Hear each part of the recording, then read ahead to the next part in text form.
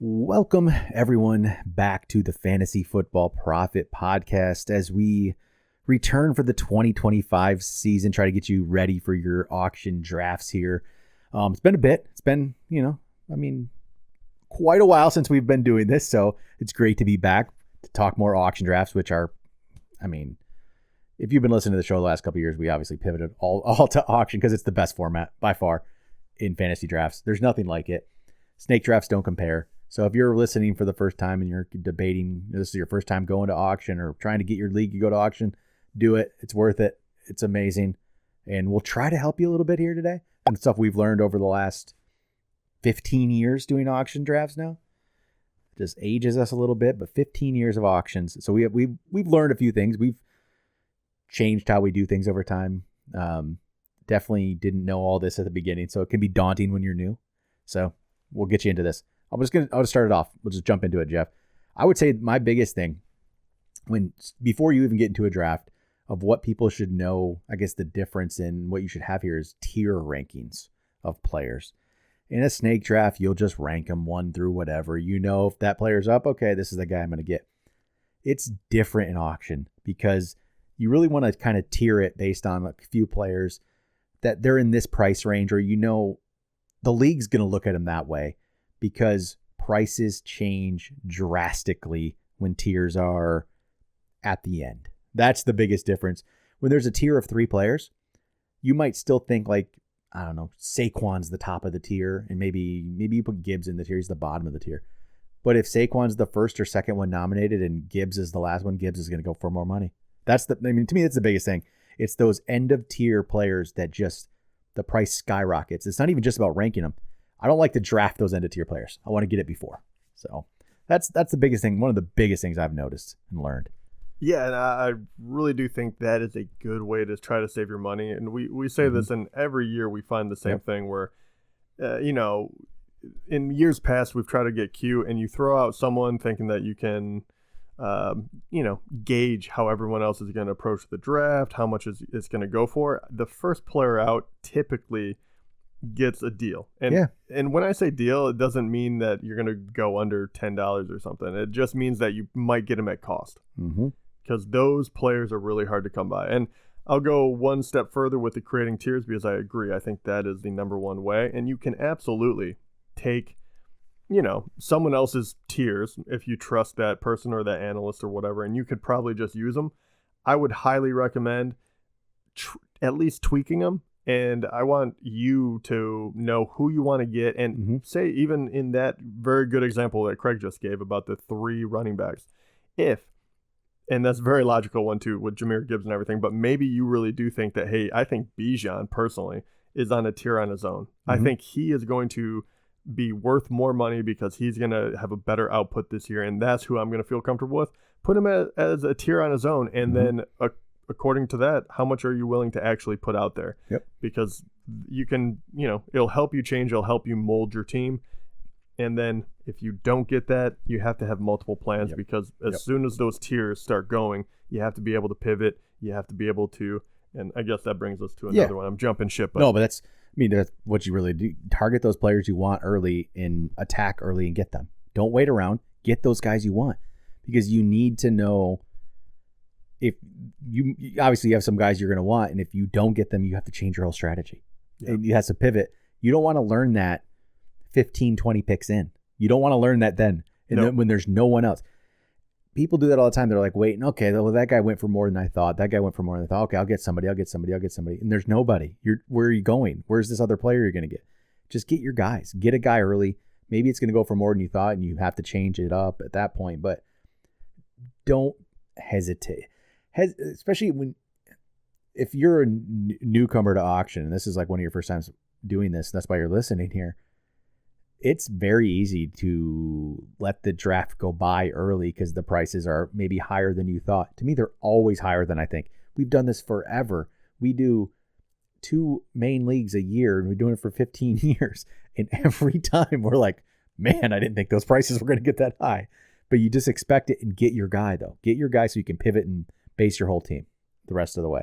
It's not as easy to. It's scary every time. I swear it is every time. It just is. And that is why I think attacking early or making the decision early is the number one thing. I've seen 100%. I've seen too many people wait, and you'll end up with a bunch of mid-level guys, which isn't the end of the world, but you're probably overpaying for them anyway. Yep. Because there's a bunch of other people that missed out on those really high-level guys. So now everyone's trying to fill in with 2, but it's still a little more than you think. And so you really do want to have a couple different plans, and you want to have kind of those players that will buoy your strategy. Yep. So if you love Bijan and then, hey, he went for too much, I don't feel comfortable doing that.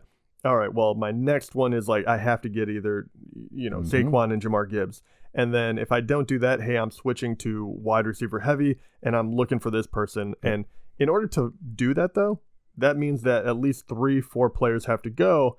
And what if they don't go in that sequence? Yep. So that is why it's so important to go early and not let a bunch of these high priority guys go by, even if you don't want them. You want to go ahead and you want to throw your guy out there. Yeah. I used to do nominate the kicker, nominate the defense, whatever.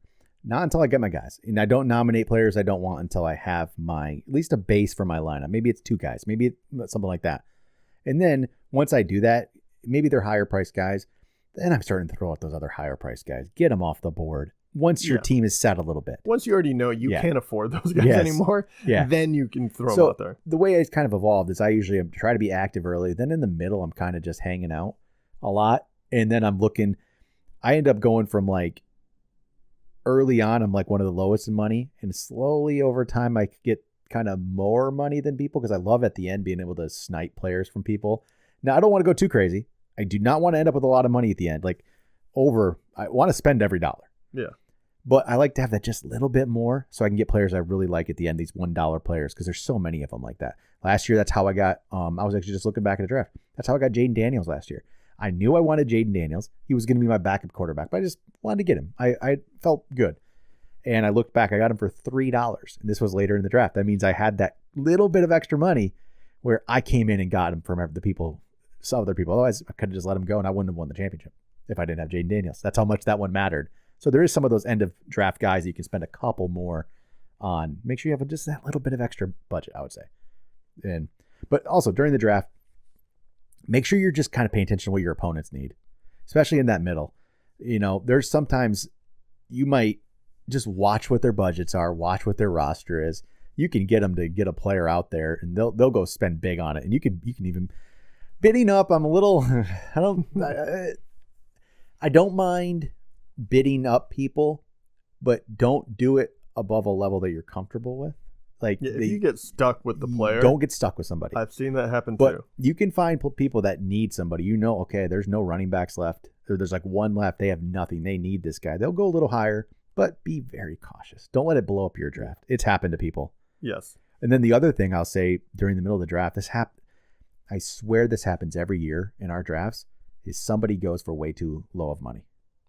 Yeah, and you don't see it coming. You're either not paying attention or you get worried. It just came after some huge blockbuster of hey, he just went for $70, and then they throw whoever it might be. They kind of I always find this happens with older wide receivers. Or they're not as sexy anymore, and then all of a sudden they go for legit I don't want to Devontae Adams went for $2. It's not even a joke. It was insane. It wasn't actually 2 though, was it? It was like 2. It was so far under, and I remember all of us sitting there no, that's not.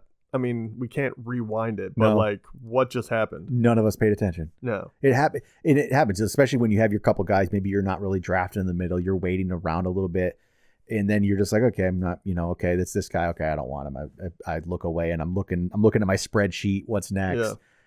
And then just pay attention. I'd say pay attention. Keep focused. Because you will find a few in there, and that's why if you're flexible, you will find a few in there that you'll get for a deal. Mm-hmm. That's an extreme version. But even last year, I got a little bit of a deal. I got Devin A-Chain for $25. Yeah, that was and I remember afterwards, a couple people man, I really wanted him.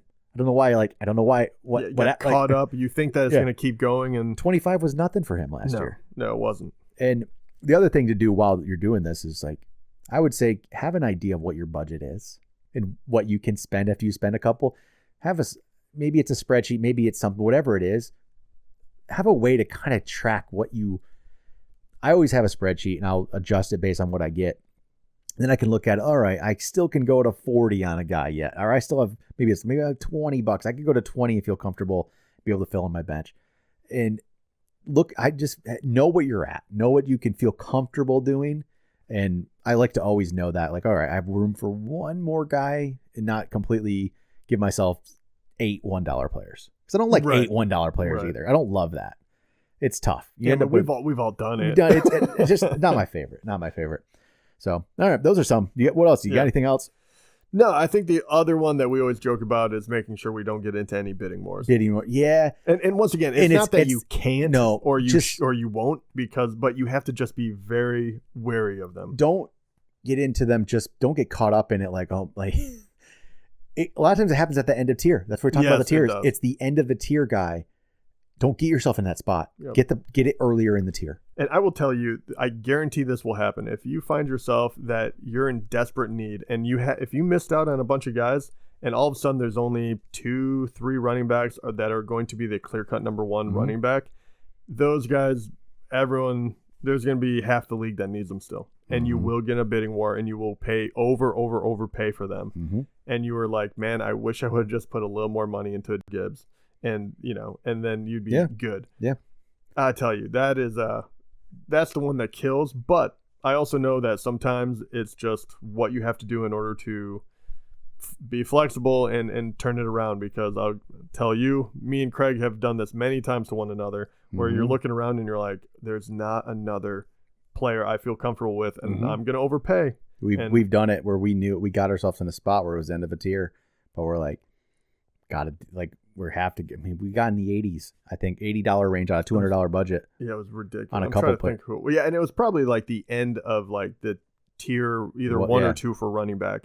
Yep. And you're just like, I don't feel good about anyone else. Because if I don't get him, what am I gonna do? Yeah, like that happens. So just try not to get yourself in that spot.